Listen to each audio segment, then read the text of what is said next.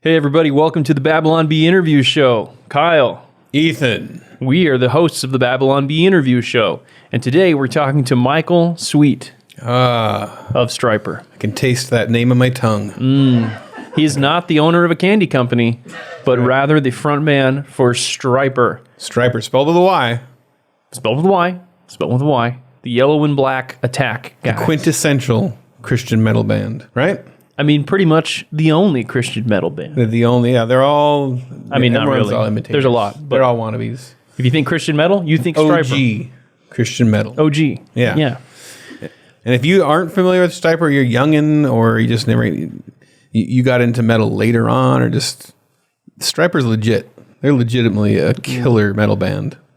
And it was fun talking to Michael about being in one of the original first Christian rock groups, interactions with being with other secular bands.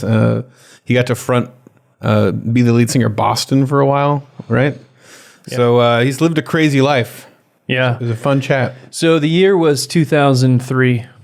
I was in high school, and my Guatemalan friend busts out this little cassette tape, and he's like, "You ever hear Stryper?" Is that your Guatemalan accent? He didn't sound Guatemalan. Oh, okay. He was just from, like, his family was from Guatemala. I don't know. He just sounded regular. Like, okay. Not that Guatemalan people aren't regular. Why the detail? It is Guatemala. He just sounded okay. normal. Not that Guatemala. So they're big in Guatemala. So they're huge in South America. Okay. Metal's like huge in South America. And he's like, okay. Stryper, bro. He didn't talk like that either. But anyway, he showed me this metal. And we put it in the Walkman. We listened to Hell with the Devil. And I'm like, what is this? This is insane. So fast forward a few years, and my wife texts me, and she says, I'm having dinner with Oz Fox. What? And I'm like, a Stryper? Like the guitar player? Yeah.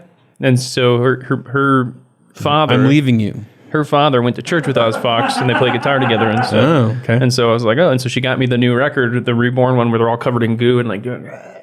And I listened to it, and I was like, this is crazy, just that the metal has made this comeback. So anyway, we wanted to talk to Michael Sweet about being a like out there Christian in the heavy metal world. And what that they're not like the band that sings like kind of like really esoteric lyrics, and they're like, if you really read into it, there's some biblical stuff kind of in there, but you don't have to. I mean, we're a band, but we're Christians. And the Spirit falls from the sky. They're like, or something. Goddamn evil. Yeah. Can we say that? And we have to bleep it. Dang it. We have to bleep. That's how hardcore their Christianity is. They're just straight up like singing verses out of the Bible. Yeah. And just screaming them like at Anthrax shows. Throwing Bibles into the crowd. And they're throwing Bibles at the crowd and getting them chucked right back at their heads. Yeah, and get spat on. Well, we're going to hear about We'll hear all about that. We're going to hear the story in the interview, which is going to occur right now. Well, thanks for coming on, Michael. We appreciate you making the time. We're talking to a heavy metal legend here with us, which is pretty cool. Yeah, an icon. An icon, if you will. A founder. A founder of heavy metal, maybe. You consider is Stryper the founder of Christian metal? Like, did you guys start it?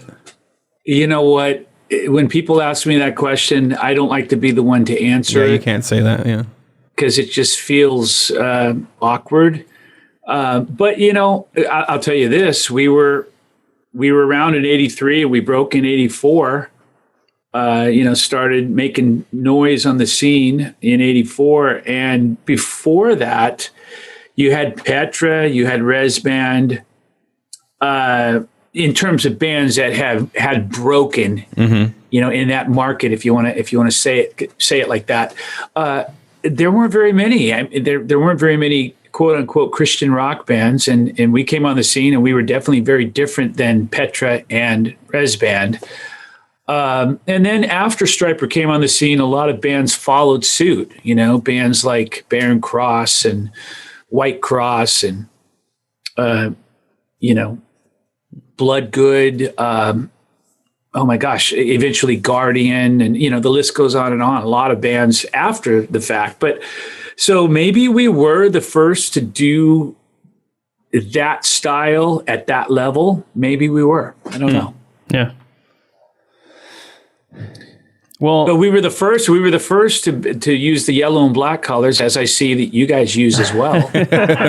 And tribute. And we've been referred to as the bumblebees of rock or metal. So maybe you guys are the bees of something as well. I don't know. Babylon. yeah, I mean, yellow and black. You guys really leaned into that. I have the vinyl of Soldiers Under Command with the yellow and black suits, and we got to throw that up on the screen for the viewers. But and you got that yellow tank next to you and the machine gun. I mean, you guys went all out with the yellow and black theme. Crazy. The way that started was my brother was fascinated with yellow and black. I don't know why. I don't have the answer to that. He just, he liked yellow and black. I don't know, man. And we used to, I probably shouldn't be saying this, but we used to, back in our heathen days, we used to go out and steal road signs. Oh, yeah. We'd take like the hazard road signs, which are yellow and black, and we'd take them and put them on our garage walls, and we'd rehearse and look at them and say, "Oh, wow, cool, huh?" And I don't know, man. Maybe the yellow started there. Robert was the first one to tape up his kit, yellow and black, and it looked an awful lot like Eddie Van Halen's Bumblebee guitar. So I'm gonna give credit to Eddie Van Halen for that. Oh, okay. I have to. Gotcha. So you talk about being a heathen. I mean, did you get saved after you started playing metal, or did that happen before that? Well, I got saved when I was 12 years old, and through Jimmy Swaggart, and then I started going to church, fell away about 13, almost 14, and got really involved in the rock and roll lifestyle, which did not include going to church. Sure. And I grew up pretty fast between the age of 14 to 20. Yeah. Did most everything you could imagine in terms of that lifestyle, that cliche, boring, silly lifestyle. And, I came to my senses and realized that my life wasn't going to be complete or be what it should be until I included and involved God in my life again. So we decided to dedicate the band back to God. It just so happens that all of us grew up in Christian families, Robert and myself, of course, and then Oz, same thing. And Tim, who joined the band, his dad was a pastor, minister. And, we all grew up around that, knowing about that and knowing that that was our calling. And eventually it came full circle, and we committed the band to Christ in 83 into almost 84, and then released our first album, The Yellow and Black Attack. And there was no looking back, no regrets. It kind of had some turbulent times when we got into like 89 and 90 and 91 with Against the Law, started drinking heavily, a little too much. I'm not against drinking, just, when it starts to control you, that's when it's a problem. It started to control us. Was that because of grunge? No, it wasn't because of grunge. I embraced grunge. I mean, I bought the first Nirvana album and proudly played it for the guys during that time, and I loved it. But it was more so, I think, just because of our hearts. I think if Stryper hadn't rebelled in the way that we did and became, a bit on the hardened side, our hearts, I think we would have been fine. We would have stayed together as a band, and we would have probably done a lot more during the 90s, throughout the 90s. But, it didn't happen that way, and that's okay. We came back, got back together officially in 04, released our first album since the breakup in 05 with Reborn. And from that time to now, it's been a blur. I mean, we've done more now than we did then. On our first run. So it's really remarkable, everything that the band has done. What's that? Heavy drinking? I still like an occasional bourbon, man. I wouldn't say heavy drinking, but I like the taste of bourbon, and I enjoy a good bourbon every now and then. So when I say that, a lot of Christians get up in arms and they think that I've gone to the other side and I'm backslidden and I can't be a true Christian. And I say hogwash. I want to isolate that. I say hogwash and just use that. That's a great. Yeah, we have permission to use that as an audio clip in all our future episodes. That's what we need. No, of course. Go right ahead. say hogwash. Yeah, we were wondering. I just go ahead. I'm sorry. Oh, well, we were looking at you just have these great album titles, and we were wondering if by some of these you were trying to trick Christians into saying things they would never say, like "to hell with the devil," and one of my favorites that may get bleeped. Goddamn evil. No. I want to know what are some of the ones you came up with that were too bad, like too far? Well, obviously, goddamn evil was one that we got a lot of backlash for, and I can understand that. The way I can understand it is, how do you tell your 3-year-old that's singing goddamn evil that's okay? I get that. Yeah. And, but at the same time, I feel that what we're trying to do is, I don't want to use the word educate, but we're trying to show people that it's not about the words, it's about the implication. It's about the meaning behind the words. So when people see God damn together, they instantly assume that it's bad. Mm-hmm. But when it's used in a way like we use it, like in a prayer, like God damn evil, God please damn evil. There's evil all around us. Will you help us get through it and get around it and do away with it? I think that's obviously a whole different meaning. But it's all about opening your mind and thinking outside the box and stretching a little bit. And Stryper tries to make people do that for sure with all of our album titles. Mm-hmm. To hell with the devil, of course. To hell with the devil. That's where the devil should be. And it's just a little bit of a catchphrase. Everyone says to hell with you or to hell with this. Mm-hmm. So we do try to make it so it makes people think a little bit. It might make people laugh a little bit. It might make people get upset a little bit. Whatever it does, if it's making people think, that's a good thing. Yeah, absolutely. I think C.S. Lewis had something once where he said damned nonsense on a radio program, and he got all this hate mail for it, and he responded with this essay where he was like, no, I mean it. All this nonsense is going to be damned. So I think sometimes our words can cut through the noise in a certain way. So what's interesting to me is you guys were out there in the 80s as, and you didn't do this whole like, oh, we're just a band that has Christians in a band or, whatever. Like you were just straight up, we are Christian metal and we're going to sing like literal scripture in our verses and all this. And so, how did the metal community respond to that and react to you? And was there any were you ostracized at all or what was the response like?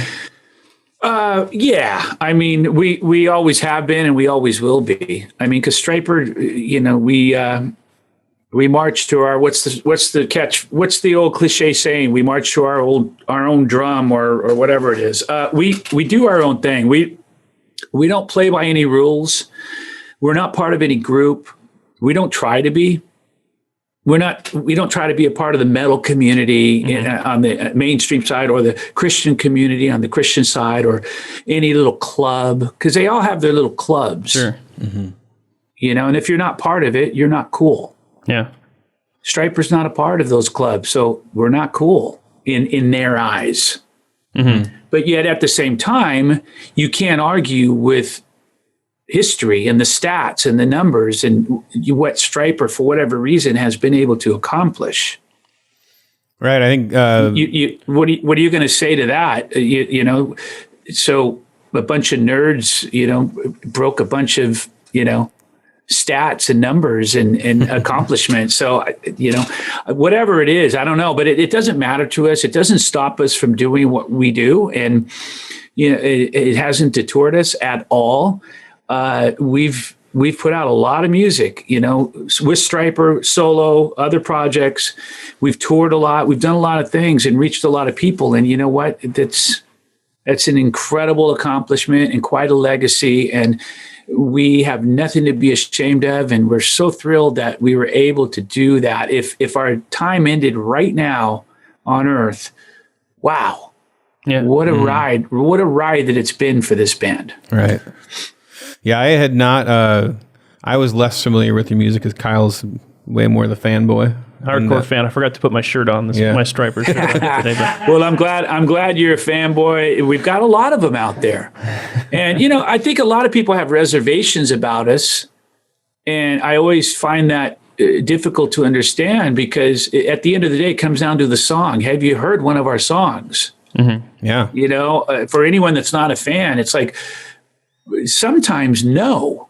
They'll flat out tell you, no, but I don't want to hear it. You know, you guys look weird, or you know, it's like, well, listen to one of our songs. You might actually like it. Yeah.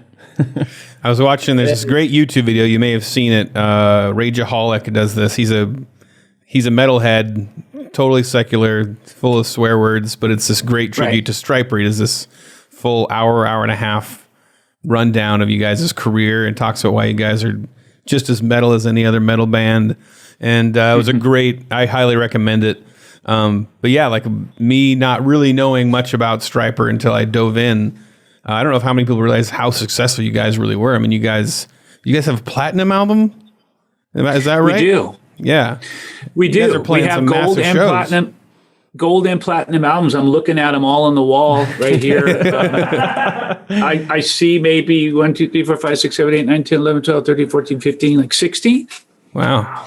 Amazing. And, but you know, people don't know that. They, you know, when you hear the comments online, people say, yeah, you know, they're probably playing to 10 people in a club somewhere, you know, it's like, well, okay, you know, you apparently don't know much about the band or the history of the band, you know, Stryper. And again, I say this humbly. I don't say it with with pride or in an egotistical way at all, because I feel like we're four nobodies that how we made it, I have no idea. But something happened. And God really took the band to new heights, and things were accomplished that just should never have been. And here we are with all these, gold albums and platinum albums, and it's mind blowing, and it defeats all odds, you know. And the odds were completely against us, and still are, but yet we continue to defeat the odds. Yeah, when Against the Law came out in 1990, you know, that was kind of, you know, that was right before the breakup and kind of the whole 90s lull, but I didn't feel like that was really unique to Stryper. You know, I mean, a bunch of metal bands did the exact same thing, you know, either broke up in the early 90s due to the rise of grunge, or, you know, they just kind of went in a pop direction, and you end up with, you know, bad Metallica albums or whatever. And I don't know what it was, but then there was something in the water in like the early 2000s, mid 2000s. You had all these bands making these great comebacks, you know, like Maiden and Megadeth and Metallica and you guys, and it was incredible. I mean, I remember hearing Reborn in 2005 and being like, what the heck? You know, like, what year is this? You know, that this thing's coming out. And you guys just came back like as heavy as ever, and I think even heavier, you know, as your albums went on from 2005. So, what do you think it was that caused this kind of metal resurgence? Bourbon. No, I'm kidding. We'll tell the jokes around here. Bourbon and cigars. No, I'm kidding. You know what? I think what happened was, you know, we took some time off, and we were able to kind of wipe the slate and clear the air and, you know, recharge and come back together as a band when we reunited with a different view of the band and a different view of each other. So it's really, I think it was well needed, that break, and it did us a lot of good. And when we did come back, we were trying to find ourselves, musically speaking. Like Reborn, not a lot of people know this, but Reborn was actually a solo album. I was shopping, I had label interest, and that was the quickest way for us to become a band again and release another album. In the second chapter of Stryper. So we did. A lot of people say, it doesn't really sound like a Stryper album. Well, it's not. It is that the guys all played on it, but in the sense that it was originally a solo album. But as we went along and we released Murdered by Pride, and then by the time we got to No More Hell to Pay, we really found ourselves again. And I started going back and listening to Soldiers Under Command, To Hell with the Devil, and we kind of honed in on, how we should sound and who we should be, and realized our roots and wanted to, get back to our roots for ourselves and for our fans. And, No More Hell to Pay was just an album that really resonated and connected with all the fans. I was curious. I heard there's stories on that documentary about you guys playing with some secular bands like Anthrax and some other, metal bands. And you guys were known for throwing Bibles into the audience. And there's one story where he said Bibles were being lobbed back at you guys. And it's kind of scary how hard they were being thrown back. Do you ever get nailed with a Bible? Oh, yeah, man. I mean, I've got, what's even worse is I've got nailed with spit. Oh, yeah. I was in a band for a while, and I got spat on, too, by a band. That's jerks. not fun. So gross. That's not fun. Yeah, it's not so fun. I mean, literally, I remember playing in France, and my guitar was so covered in spit that I couldn't hold my pick and play properly. You're like Keanu Reeves in The Matrix when he wakes up. I mean, it was pretty. Yeah, exactly. It was pretty disgusting. And I now if that happened to me, I'd probably throw the guitar in the crowd and jump in the crowd and start beating somebody up. Back then, I was a lot more tolerant, and I just took it like a champ, and I played through it, man. And boy, it was like. I took a long shower afterwards. Turn the other fretboard. Right. That's harder to do than one might realize. What was there? I mean, is it any other stories like that from the? I don't know how much you guys played with. I mean, were you mostly headlining, or and when you opened, did you do a lot of opening for secular bands? And what was that? Because the metal, there was this real kind of war with Christian music at that time. You're not metal. I'll tell you what. Stryper was really blessed and fortunate to be able to headline almost every show.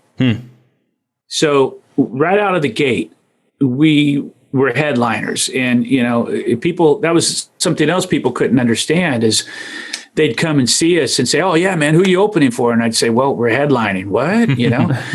And we'd have White Lion opening, or whoever it was. We had all these openers, and we were just, the popularity of the band was so great that we were able to do that, and it was a head scratcher for everybody, even the promoters and the buyers. But they didn't care because it was all about the dollar for them. They were making their money and selling out the venues, and Stryper was a sellout band. We would, and I don't mean that spiritually. I mean that, in terms of musically, we were selling out all these places, and it was really crazy, mind blowing. We were in awe. I mean, we would go out there on stage and take a look at the crowds and look at 12,000 or 14,000 people, not a seat in the place, and I'd just stand there in awe, blown away. That here's this little band from Orange County that looks like bumblebees singing about Jesus, and we're selling places out. Did you ever flirt with doing rapcore? I did. I released 5 albums, rapcore. Yeah. Oh, really? Wow. Yeah, they were the biggest sellers. I'm looking at 5 multi-platinum albums on the wall for those. It's fantastic. People just don't know about it. That's all. Yeah. Sure. So did Oz Fox beat the devil in a guitar duel to get his powers? Oh gosh. Or sell his soul to the devil? No. Sell his soul or anything like that? Anything we should know about? No. Was the devil involved? Any deals he made? He never did. He never did. And I don't play guitar at all. My guitar is basically I air guitar while I'm singing. Because Oz is the only guitar player in the band, and I don't play guitar at all. So at least that's what most people think. Oh Lord! Wait, Who's better? No, just kidding. I would never answer that question. Oz and I have two very different and distinct styles. Yeah. Oz is more, for lack of a better way of putting it, a little more, a little more crazy in his style. Flashy, crazy, does more, weird tricks and stuff. I'm more of a melodic player. I tend to write solos that are very melodic, and almost like something you could sing. Yeah. And that's more my style. I'm not a shredder, but I like to put together well-written solos where people can hopefully remember and sing along to, hum along to, and enjoy. But yeah, we're definitely different. But yet when we play together, we mesh very well together. Sure. Yeah. But I don't play guitar, remember. Yeah, it's all that air guitar. And that's a running joke. I get people all the time, man. Yeah. I've gotten to the point, I really have got honest truth. I get to the point where I just, I let it roll right off, and I laugh about it. It's become a form of comedy for me. People will come see Stryper play, and at every single show, I'll have someone come up to me and say, man, it blew me away the most. What? The fact that I didn't know you played guitar and I saw you playing tonight. Well, you do get to be and my reaction is just what your reaction was. It's like I laugh and I'm like, wow, okay, well, apparently maybe you didn't see all the videos in the 80s because I was playing a guitar in every video. Wow. Well, hey, none of those guys can shake a fist at your falsetto. Well, many of them can. Oh, okay. I've lost. Yeah, I was curious about that. I've lost a few octaves. I used to have a 10 octave range. Now I have a 1 octave range. Yeah, I was wondering if there's a peak that you hit, or as you get older, or do you lose it if you don't practice it, or what's the art of the falsetto? Is there exercises you do to wear tighter pants or something? I find what it is when I was younger, I wore, I somehow, poured myself into a size 26 or 7 waist pant. Poured myself. And that's quite a visual. I noticed the high notes. The high notes came out a lot easier. Now I'm a 29, 30 waist on a bad day, and the high notes don't come out as easily. Now, when I try to put my old 27s or 8s on, man, dude, I can come down here and nail those high notes when I record. Crazy. That's real, huh? Wow. So, yeah. So, yeah. I did want to say something about your C.S. Lewis remark early on at the start. Sure. About he got a lot of flack from people. Yeah. Right. And it's interesting. It's like all the people, not just some, but all, literally all the people that give other Christians flack for something they did. If you go and peel back their curtains and look into their life, you're going to see that they're doing probably far worse. And I've always found that interesting because we're all sinners, right? Mm-hmm. Yes. And we all have skeletons in our closets, and things going on in our lives every day that we deal with. And, I always find it interesting that people feel that they're in a position or a place to judge others. And they use the scripture that we're called to judge others. That's our duty. That's what we're supposed to do. No, that's not our duty. It's really not. It's one thing to call someone out if they've, the pastor of a church, if he's in an affair and, the church finds out about it and people speak up about it or start leaving or what have you. That's a whole different situation. But I think that we're, especially with social media, we're so quick to judge one another. It's insane. I mean, I could literally go post just the color purple on my Facebook page. The color purple. Okay. And people will say, dude, I'm going to pray for you.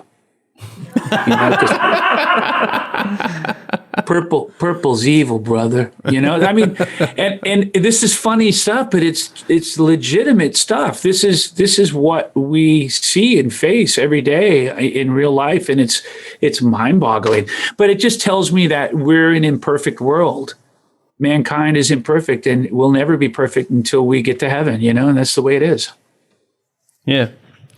Well, we're going to break into our subscriber portion in a few minutes, but first I wanted to talk about your new album, your new-ish album, Even the Devil Believes.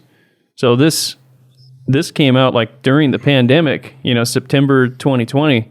What was that like? I mean, you're recording an album. Are you like recording an album over Zoom, or how does that work? Yeah, no, thank God. No. That would be bad because all of us would probably be tracking in our underwear. You know what I mean? That would be really bad. Basically what happened was we just got in to the studio right in the nick of time. So we had just, we had everything scheduled. I wrote the album in December before Christmas, took the holidays off. The guys came out early January. They were right here where I'm sitting, taught everything to the guys. We worked everything out, went into the studio and started recording. Then we went to Mexico in February. By the time we got back from our tour in Mexico, it was a full-blown pandemic. So we just beat that. Now, had we waited a little bit longer, we probably wouldn't have an album right now. Because I don't like to make albums where everyone does it remotely or phones it in. I like to at least track all the basics together and work everything out together. And then I'll go track my vocals in my home studio, and I'll also do his solos at home. I'll do my solos at home. That stuff I don't mind, but the basic tracks have to be together as a band because that's where all the wonderful, blessed magic happens, and we have to be together to do that. Gotta get the energy of the guy behind the glass. All like, that was the one. That was it. That's the take. Exactly. Like we do things like we're not there. If Robert's tracking drums, we got to be there because what happens is if Robert's starting to feel lifeless or he's losing the energy, and you're just losing that special magic, special sauce kind of thing. Well, yeah, exactly. what we'll do, and this works every time with Robert, is we'll go in there with the camera, a phone, like we're making a video of him, and then here's Robert. It's like, yeah, he comes alive, for the camera, and we get the track. It's amazing. I made this is just a side story, but so I made a TV show with my little brother. That's a long story. You probably don't know about it. It's called Axe Cop, but he did the intro where he had to perform in front of a mic and he had to talk kind of like in a cop voice. He's 5 years old. Oh. And the takes just weren't working. And then I go, I know what we need to do. And we had him put on aviator sunglasses. And as soon as we put those aviator sunglasses on him, he nailed it. You guys, yeah, there's something there. I'm telling you, there's a video of Robert online, and I can't watch it without literally. I'm in tears by the time I'm watching it. But we're playing in a venue doing an acoustic number. I think it's All for One, and Robert's playing a cajon, and he's kind of looking down, looking a little down and out, not a lot of energy, maybe a little tired, And he looks up, and he notices that someone's filming him, and here's what he does. He goes, hey, and he comes to life. And it's incredible how it really reflects and turns things around for Rob. I mean, we're all that way to a degree, but Rob's really that way. So that works for Rob. For me, what works to get me into it, if someone says they're going to Starbucks, I'm like, whoa, wow, nice, let's get this, and it just turns things around for me. For Oz, it would probably be like food.